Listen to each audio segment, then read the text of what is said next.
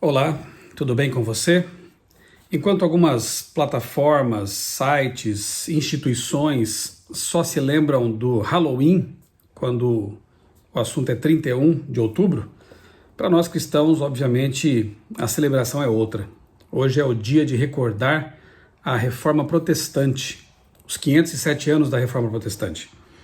Eu vou deixar aqui na descrição deste vídeo alguns vídeos que eu já tenho aqui no meu canal sobre esse assunto da Reforma Protestante, uma entrevista que eu fiz com o pastor Glauber Araújo, autor de um livro da CPB sobre a Reforma Protestante, um livro muito bom, bem interessante. Deixar outros vídeos aí sobre esse assunto também. Mas eu quero destacar aqui neste vídeo um livro que foi lançado pela editora Thomas Nelson Brasil, que é esse aqui. Eu estou lendo Reformadoras, mulheres que influenciaram a reforma e ajudaram a mudar a igreja e o mundo. Bastante interessante, porque geralmente quando se fala em reforma, nós lembramos aí de Lutero, Calvino, Zwinglio e outros reformadores importantes, obviamente, que protagonizaram esse movimento, mas poucos se lembram de que também havia mulheres escrevendo, liderando, enfim, tendo um papel bastante significativo nesse movimento também. Eu quero ler aqui alguns trechinhos do início do livro para você, que já me chamaram a atenção, e depois vem as histórias delas, né, das mulheres que estiveram também envolvidas com esse processo de reforma, e mais do que isso, aquilo que as caracteriza, aquilo que é comum a todas elas, o que eu percebi, o amor pela palavra de Deus, a Bíblia Sagrada como regra de fé e prática, enfim, elas também eram defensoras dos solas, sola Scriptura, sola fide, solo Christus, sola gratia, enfim, eram mulheres que profundamente apaixonadas pela palavra de Deus, pela pregação do evangelho, pela pregação dos ideais da reforma, do cristianismo e, sobretudo, por Jesus. Aqui no prefácio, que foi escrito por Maurício Zagari, né, o editor, na apresentação, na verdade, ele diz assim: Deus criou homens e mulheres como seres iguais em muitos aspectos, mas diferentes em outros tantos. São iguais em dignidade, valor, honra, composição, imagem divina, necessidade de Deus, origem e destino, entre tantas outras características, que os tornam equânimes.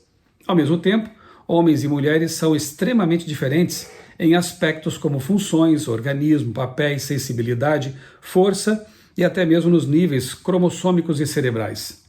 Em níveis. Fato é que, se diferimos em muitos, nos igualamos em muitos também. E é uma reflexão sobre como Deus pode e efetivamente usa as nossas diferenças para o avançamento do reino de Deus. E o Maurício conclui assim a sua apresentação. Se por um lado elas não foram o motor que originou a reforma, por outro foram peças essenciais para o funcionamento da máquina que fez o protestantismo avançar e se solidificar como um dos grandes ramos da cristandade no planeta. É desejo da God Books e da Thomas Nelson Brasil que o exemplo dessas heroínas de fé sirva como motivação para que ninguém jamais se acomode no exercício de seus talentos e dons pela causa do reino de Deus, sejam homens, sejam mulheres. Interessante.